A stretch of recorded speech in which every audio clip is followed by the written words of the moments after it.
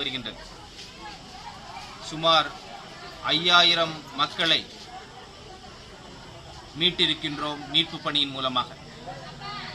இதுவரையிலும் பாதிக்கப்பட்ட மக்களுக்கு நிவாரணம் வழங்குவதின் அடிப்படையில் சுமார் 1.5 கோடி மதிப்பிலான பொருட்கள் இதுவரை பாதிக்கப்பட்ட மக்களை நேரடியாகவே சென்று வழங்கப்பட்டிருக்கின்றது.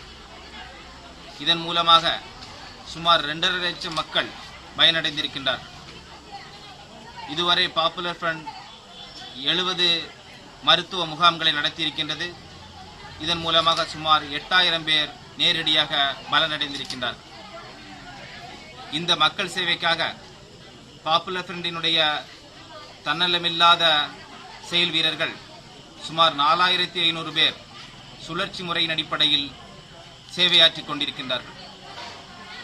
இந்த அரிய சந்தர்ப்பத்தில் தமிழக அரசிற்கு நாம் கோரிக்கை வைப்பது, மக்களுடைய இயல்பு வாழ்க்கை மீண்டும் திரும்புகின்ற வரையில் மின்சார கட்டணத்தை 2 மாதங்களாவது குறைந்தபட்சம் ரத்து செய்ய வேண்டும். அதேபோன்று பள்ளி மாணவர்களுடைய படிப்பு பெரிய அளவில் பாதிக்கப்பட்டிருப்பதனால் 12ஆம் வகுப்பு வரை படிக்கக்கூடிய மாணவர்கள் அனைவர்களும் தேர்ச்சி பெற்றவர்கள் என்று அறிவிக்க வேண்டும்.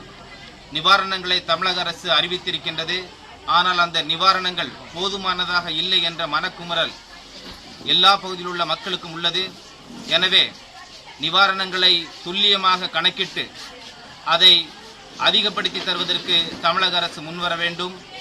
அனைத்து மக்களுக்கும், பாதிக்கப்பட்ட மக்களுக்கும் இந்த நிவாரணங்கள் சென்று சேரும் வகையில் அனைத்து கட்சிகள், இயக்கங்கள், தன்னார்வ தொண்டு நிறுவனங்களுடைய பிரதிநிதிகளை ஒன்றிணைத்து ஒரு ஒருங்கிணைந்த குழு நியமித்து பாதிக்கப்பட்ட மக்களுக்கு நிவாரணங்கள் சென்று சேரும் வகையில் ஏற்பாடு செய்ய வேண்டும் என்று பாப்புலர் ஃப்ரண்ட் கேட்டுக்கொள்கின்றது. இந்த பேரழிவில் பாதிக்கப்பட்ட மக்களுக்கு மத்திய அரசு இதுவரை 1940 கோடியை அறிவித்திருக்கின்றது.